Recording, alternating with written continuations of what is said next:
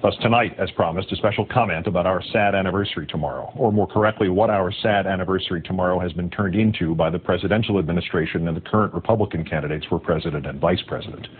This is supposed to be a day of remembrance, remembrance of the attack, remembrance of the national unity which followed, most important of all, remembrance of the dead.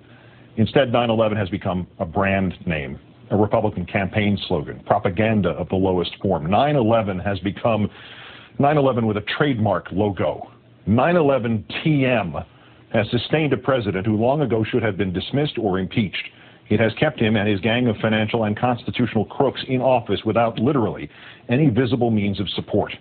9/11 TM has made possible the greatest sleight of hand in our nation's history. The political party in office at the time of the attacks at the local, state, and national levels, the party which uniformly ignored the warnings, and the presidential administration already through 20% of its first term and no longer wet behind the ears, have not only thus far escaped any blame for the malfeasance and criminal neglect that allowed the attacks to occur, but that presidency and that party have managed to make it seem as if the other political party would be solely and irredeemably responsible for any similar catastrophe in the future. Thus, Senator McCain, were you able to accomplish a further inversion of reality at your party's nominating convention last week.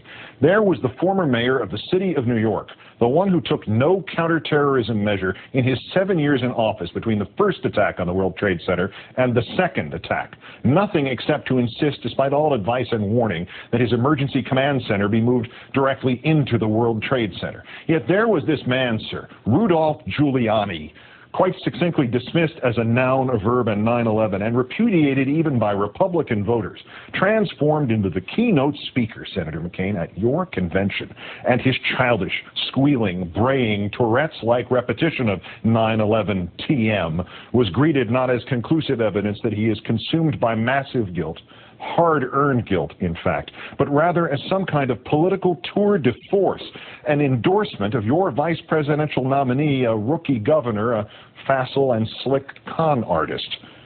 The blind endorsing the bland to a chorus of 9/11 TM, 9/11 TM, 9/11 TM.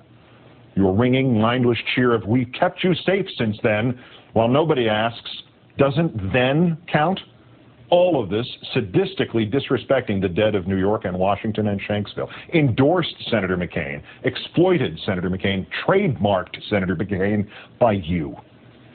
And yet, of course, the exact moment in which Senator McCain's Republicans showed the nation exactly how far they have fallen from the better angels of Mr. Lincoln's nature came the next night.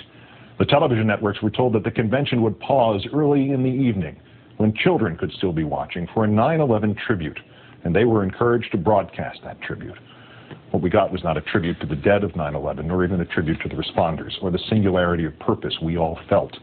The Republicans instead gave us sociological pornography, a virtual snuff film.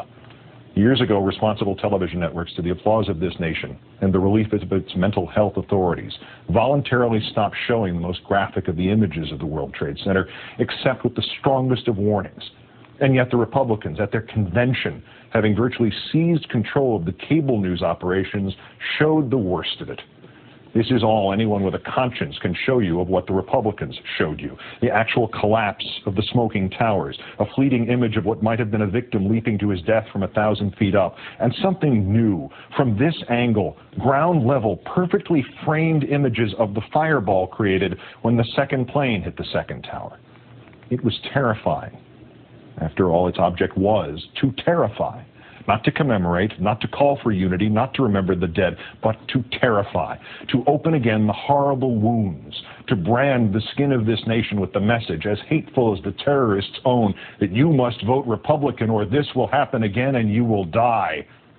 And just in case that was not enough, to also dishonestly and profanely conflate 9/11 with the 1979 Iran hostage crisis, to stoke the flames of paranoia about another Middle Eastern nation. This was a 9/11 tribute, not to the dead nor to the unity, but a tribute to how valuable 9/11 has been as a political tool for the Republican Party. 9/11 TM. Senator McCain, you had promised us a clean campaign.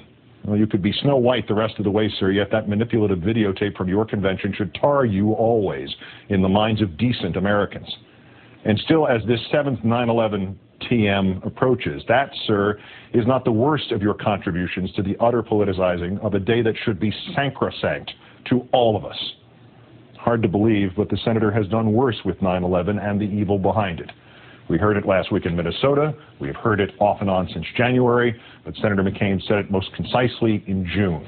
Look, he said then, I know the area, I've been there, I know wars, I know how to win wars, and I know how to improve our capabilities so that we will capture Osama bin Laden, or put it this way, we will bring him to justice, we will do it, I know how to do it. Senator McCain seems to be quite serious that he and he alone, not the CIA, nor the U.S. military, nor the current president, can capture bin Laden. Thus, we must take him at his word that this is no mere ludicrous campaign boast. We must assume Senator McCain truly believes he is capable of doing this and has been capable of doing this since last January. We will capture Osama bin Laden. We will do it. I know how to do it.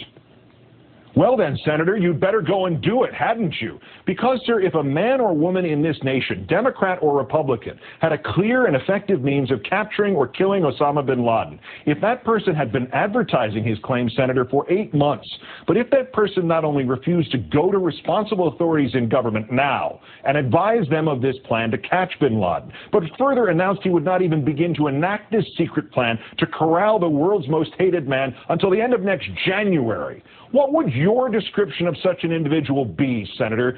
Charlatan? Do-nothing? Opportunist?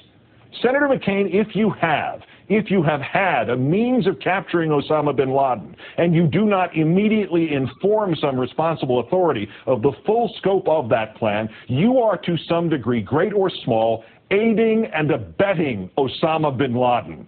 If you could assist in capturing him now, Senator McCain, but you have chosen not to, you, sir, have helped Osama bin Laden stay free.